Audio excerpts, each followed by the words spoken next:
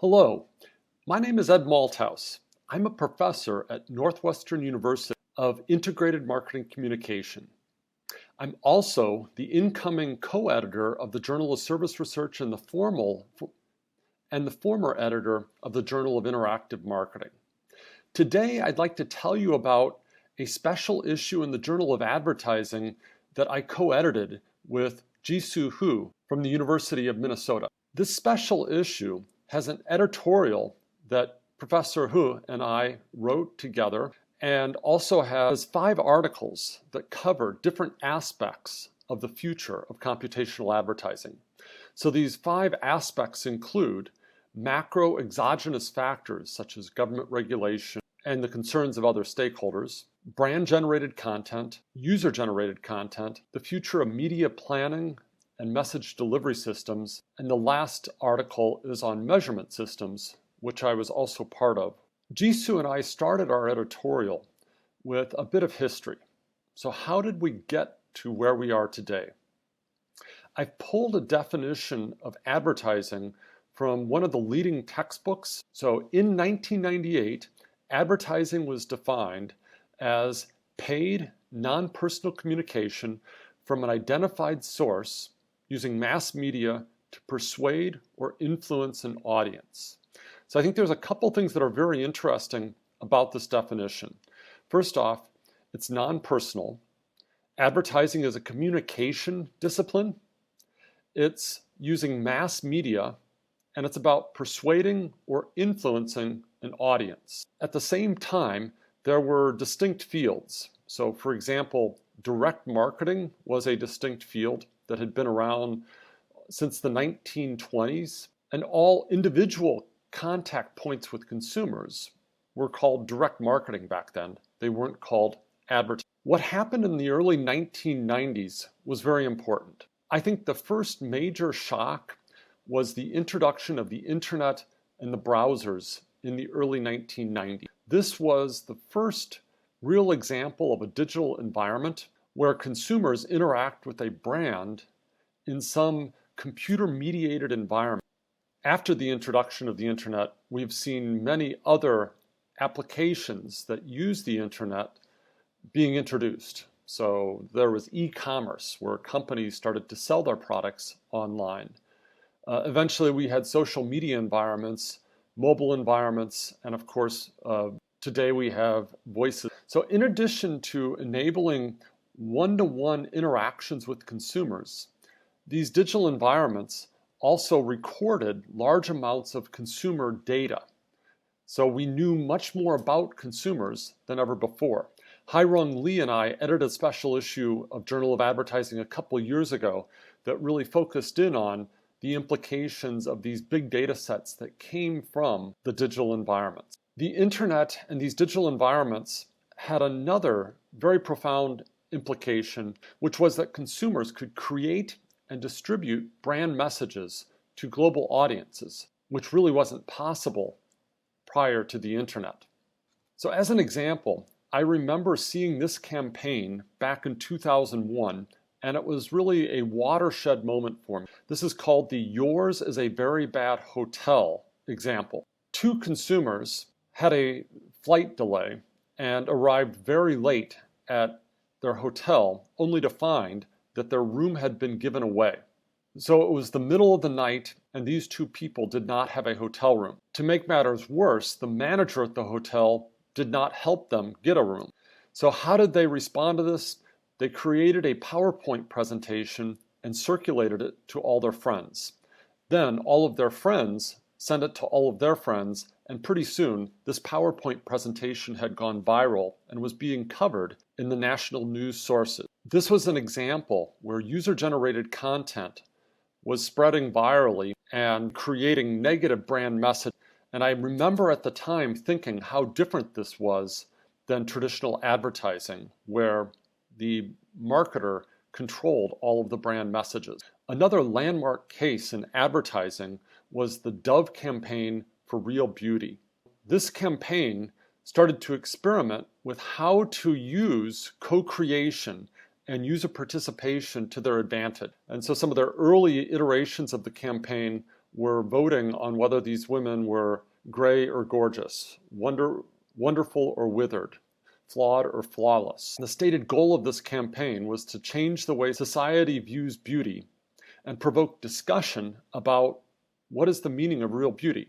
So this was very different than a traditional advertising campaign meant to persuade you of some brand message. It was the Dove campaign and the Yours is a Very Bad Hotel example that in part led me to write an article in 2010 about how advertising and marketing communication was moving from a bowling model to a pinball model. The metaphor is that prior to the introduction of the internet, advertising was like bowling. We would create brand messages and broadcast them out to mass audiences who would pay attention to them. The pinball model, alternatively, was one where the ball is a brand message, like the Dove, and the marketer launches it into a pinball machine where it's not sure what's going to happen. That brand message can hit a bumper and get accelerated. It can bounce. It can do all sorts of things that are out of the marketer's control.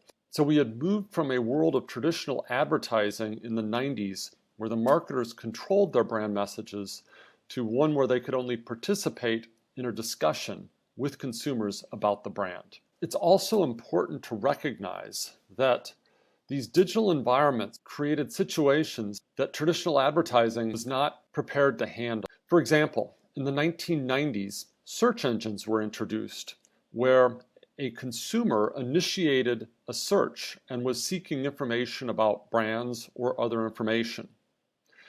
Likewise, there were display ads, and the inventory for these display ads were sold in real-time auction. Likewise, search advertising terms were sold in auctions. So prior to this, the way that advertising was bought and sold was through a sales force, not through a split-second auction that would take place for the users. So far, I have identified 3 distinct streams of work. The first was advertising. The second was user-generated content, co-creation, engagement, if you want to call it that. And the third distinct stream were computational professionals and scholars who created these auction systems, recommender systems, real-time bidding systems. And I see these computational systems, as I see it, have their roots in direct marketing. So they're really an outgrowth of direct mail and catalog marketing, where businesses had information about individual consumers. But what changed was the time frame was condensed. A catalog marketer or direct mail often had weeks to make a decision, whereas in these digital environments, advertising decisions had to be made in a split second. With these 3 fields in mind, Jisoo and I have defined computational advertising as follows. It's a broad, data-driven advertising approach relying on or facilitated by enhanced computing capabilities, mathematical models and algorithms, and the technological infrastructure to create and deliver messages and monitor as well as surveil an individual's behavior. So I'll just mention a few features of this definition that are worth noting. First off, it's data-driven. Now you might say that advertising has always been data-driven. In the past, we had Nielsen and Scarborough and Simmons data to help us make media buying decisions.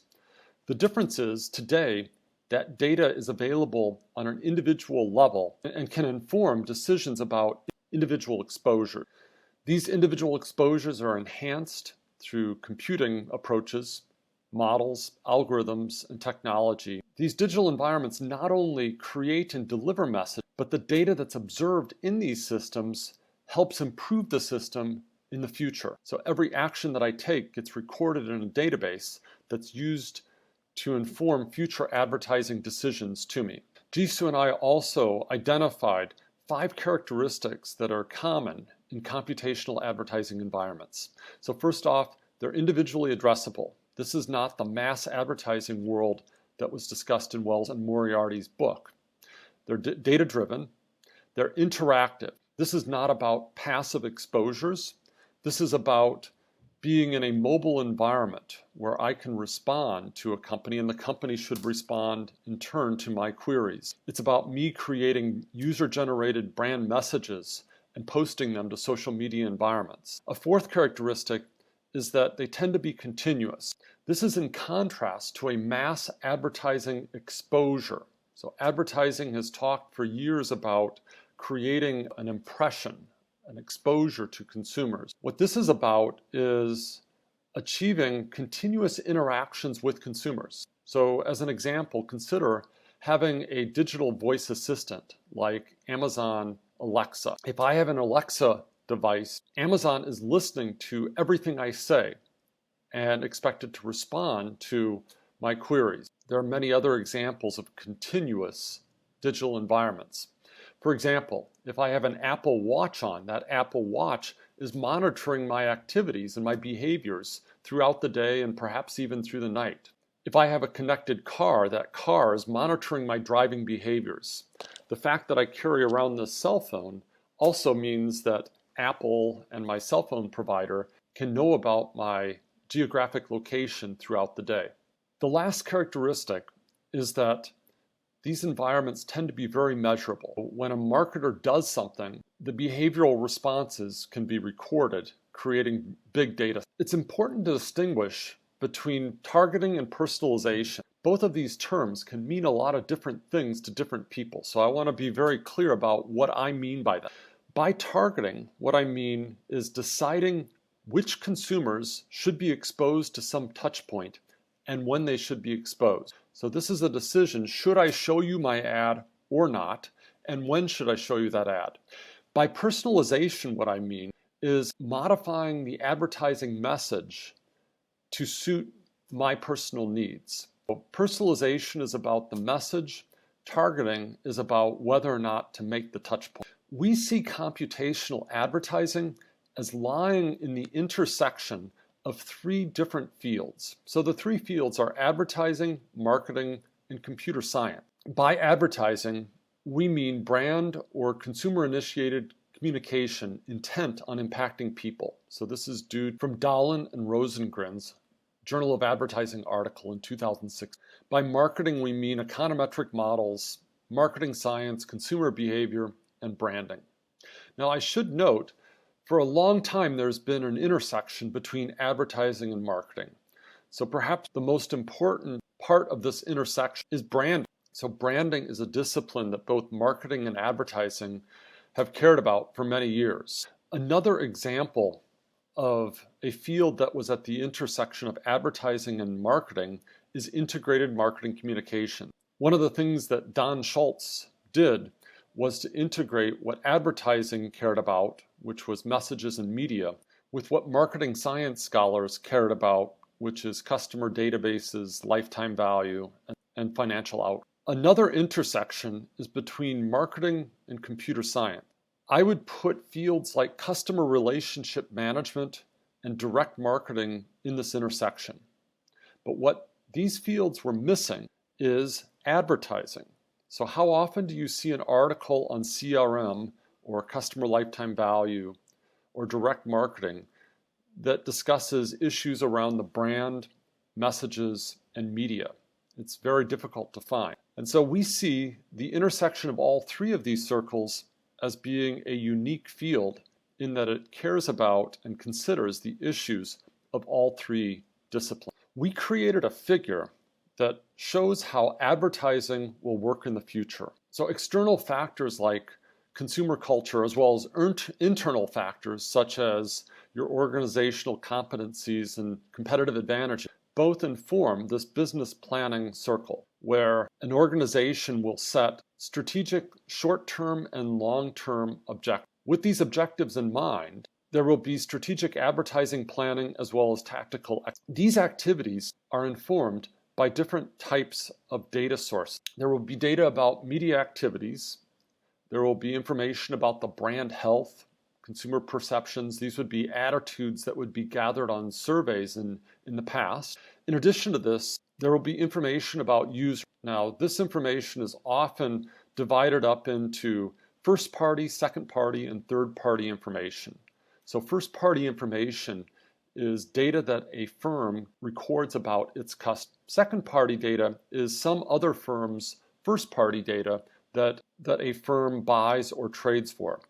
Third-party information is information that can be purchased from government sources and other companies about consumers. It also includes what I call context. So context is the current state of the user.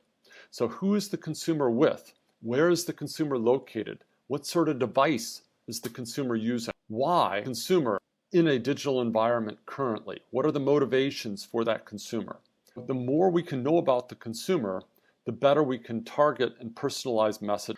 Finally, there will be a database of content. These would be advertising messages, content marketing, and other branded materials that we have available to consumers. All of these data sources go into a computational engine, which uses different algorithms and techniques to create the brand messages, which are then distributed through different networks.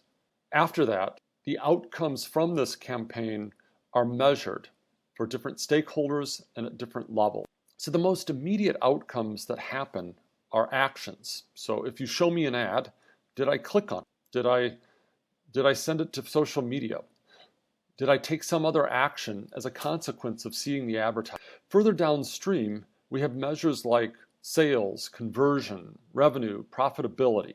Further downstream, we have measures of business and brand value. So what were the revenues for this company this quarter? What is the stock price? Are we seeing unusual return? Now, this is meant to be a dynamic process where there are both tactical feedback loops. So if there's some advertising message that's not working, this feedback loop would allow us to correct. Likewise, if there are advertising messages that are working, we can do more of them.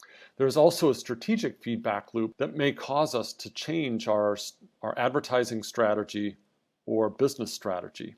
Jisoo and I then identify different AI technologies that get used in different parts of this framework. So for example, while in the past we would use surveys and focus groups to understand consumer perceptions, now we can use text mining of social media data and other forms of unstructured data analysis to understand the perceptions of consumers. Likewise, text mining and unstructured data analysis can be used to help populate these user databases. Two very important AI approaches that are used in matching advertising messages to consumers are recommender systems and predictive analytics approaches. So recommender systems try to estimate the utility of different users of different items that we could be showing them.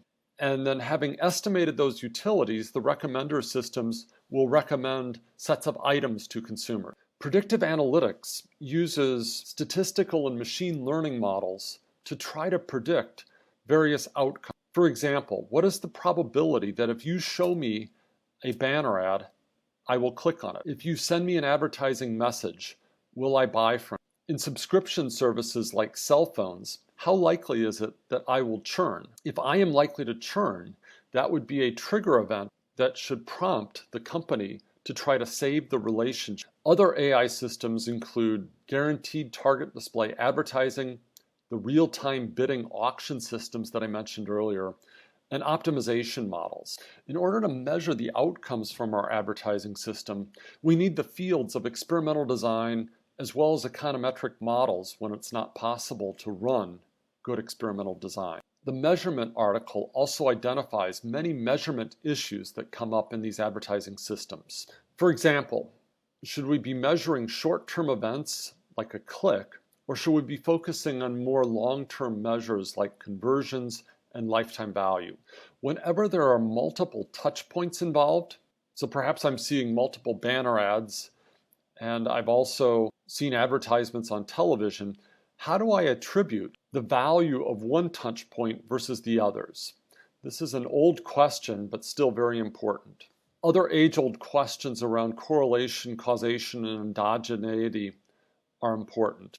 Another important question is around incrementality. For example, if I send you a coupon, I can easily measure whether or not you redeem that coupon. But would you have made those purchases anyway? If I give a coupon to a customer who was going to buy anyway, all I'm doing is reducing my margin. So what we really want to know is, does some advertising touch point generate incremental sales? So sales that would not have occurred without that touch point. Another issue that's going to come up is behavioral versus psychological. Big data, by definition, is measuring customer behaviors. It's not really measuring what the customer is thinking. Of course, if we ignore what the customer is thinking, we're ignoring what has made advertising successful for decades. So it is very important to consider both what the consumer is doing as well as what the consumer is thinking. We need both types of data sets in order to make good advertising decisions. Another issue that's coming up increasingly is having multiple objectives, multiple stakeholders, and these issues come up very often when you have a multi-sided platform. So if you have a multi-sided platform where you are a matchmaker joining consumers with some service provider, the platform has to consider both the objectives of the user. So users are looking for items or products or services that they have high utility, but a platform also has to consider the objectives of its suppliers. So it is very important to balance the competing objectives of what suppliers need and what consumers need. Another issue is fake data, click fraud, and other forms of advertising fraud. Privacy is going to be a more important issue. So if a company sends out a highly personalized message that shows that the company knows some things about the consumer, that consumer may be offended and not do business with that company in the future. There will be increasing issues around government regulation and antitrust. So 2 years ago, the European Union enacted GDPR, the General Data Privacy Regulation. The state of California has enacted similar legislation, as has India. In the future, we may not have cookie data. Just this week, the US government launched an antitrust suit against Google. So in the future, there will be more to understand with government as a key stakeholder in the advertising ecosystem. Finally, there are issues around algorithmic biases. Jisoo and I closed with some thoughts about the future of computational advertising.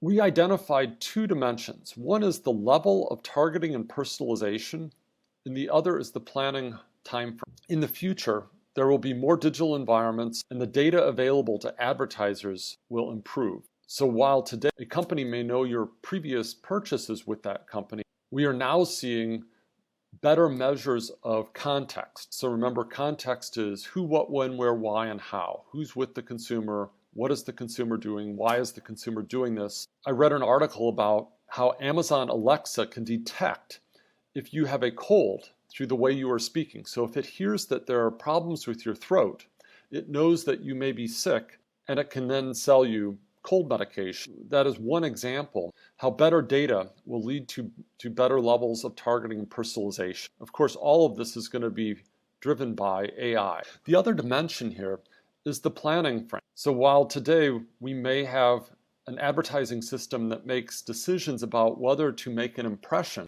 in the future we're going to see planning across different touch points. The field of reinforcement learning will become more important, where I coordinate across my touch points in order to achieve a long-term objective.